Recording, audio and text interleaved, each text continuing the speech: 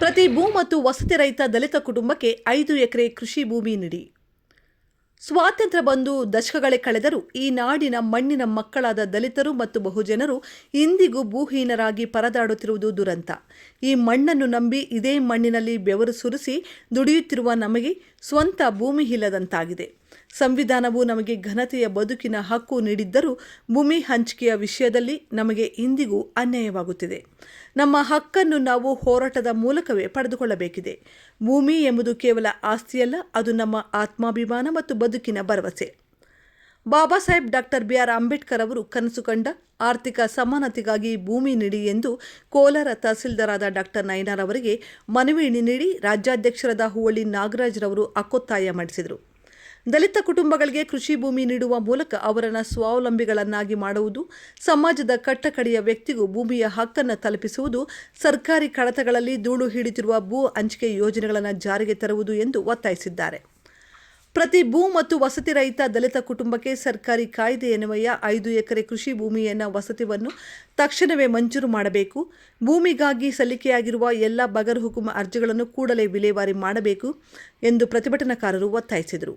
ಶ್ರೀಮಂತರ ಪಾಲಾಗಿರುವ ಅಕ್ರಮ ಸರ್ಕಾರಿ ಭೂಮಿಯನ್ನು ವಶಪಡಿಸಿಕೊಂಡು ದಲಿತರಿಗೆ ಹಂಚಿಕೆ ಮಾಡಬೇಕು. ಜಿಲ್ಲೆಯಾದ್ಯಂತ ಇರುವ ಗಾಯರಾಣ ಮತ್ತು ಪಾಳು ಭೂಮಿಗಳ ಸರ್ವೆ ನಡೆಸಿ ಭೂ ರೈತರಿಗೆ ಒಪ್ಪಿಸಬೇಕು.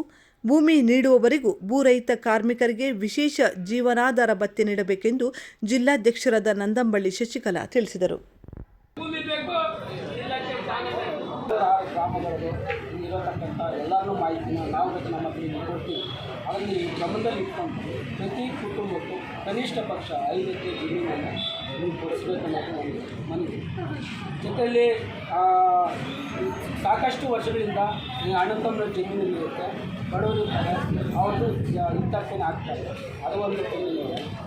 ಜೊತೆಯಲ್ಲಿ ಇನ್ನೊಂದು ತಿಂಗಳು 57 ಅಪ್ಲಿಕೇಶನ್ ಹಾಕ್ಕೊಂಡು ಸುಮಾರು 5 ವರ್ಷದಿಂದ ಮಾಡ್ತಿದ್ದಾರೆ. ಇದುವರೆಗೂ ಅವ್ರಿಗೆ ಹಾಗೆ ಇನಾಮತಿ ಕೊಟ್ಟಿರೋರು ಏನಾಗಿದೆ, ಒಂದು ಕಡೆ ಜಮೀನು ಅಂತ ಕೊಟ್ಟಿದ್ದಾರೆ, ಹೇಳ್ತಿದ್ದಾರೆ ಎಲ್ಲಿದೆ ಅಂತ ಅವ್ರಿಗೆ ಗೊತ್ತಿಲ್ಲ. ಯಾಕಂದರೆ ಸುಮಾರಷ್ಟು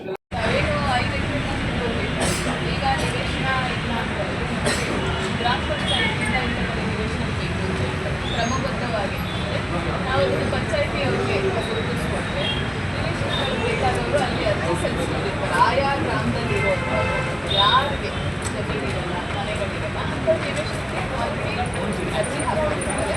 ಅಂಥವ್ರಿಗೆ ಗ್ರಾಮ ಪಂಚಾಯಿತಿವಾರು ಹಂಚಿಕೆ ಆಗುತ್ತೆ. ಆ ಥರ ಹಳ್ಳಿಗಳನ್ನು ನಾವು ಹಂಚಿ 1 ಎಕರೆ 2 ಎಕರೆ ಜನಸಂಖ್ಯೆ ಆಧಾರಕ್ಕೆ ಇನ್ನು ಅಲ್ಲಿ ಉಳುಮೆ ಮಾಡ್ತಾ ಇದ್ದಾರೆ. ಮಂಜೂರಾತಿ ಆಗಿಲ್ಲ ಅನ್ನೋದು ಫಾರ್ಮ್ 50 ಆಗಿರೋರು 57 ಅದು ಕ್ರಮಬದ್ಧವಾಗಿದೆಯಾ?